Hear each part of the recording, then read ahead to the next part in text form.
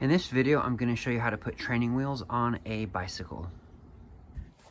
Putting training wheels on a bicycle is very easy. This is what the training wheel looks like, and the training wheel is going to be mounted to this rear axle.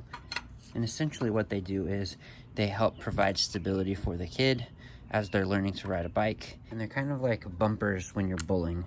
It just bounces off the edges. So as they tilt back and forth, the stabilizing wheel will catch their balance and roll a little, and then they'll lean back and it won't be used. So what you're gonna do is you need to take this nut off the end of the rear axle. I'm just gonna use a tool called vice grips, and these are adjustable pliers. I already got it to the perfect size.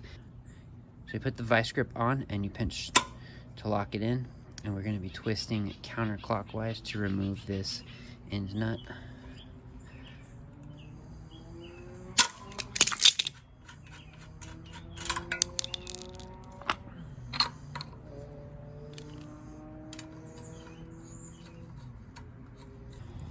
And then I'm going to do the same thing on the left side. I'm going to loosen up this rear axle bolt and then put the training wheel on and tighten it back up again.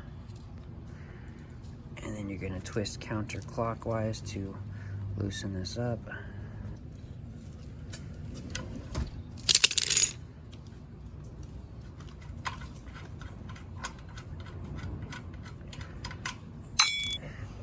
Then I'm going to be tightening this up real quick with the tool.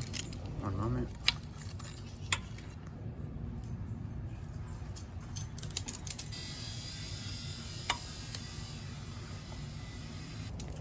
All right, and once it's on nice and tight, you go ahead and take your vice grip off, and you have added the training wheels to the bike.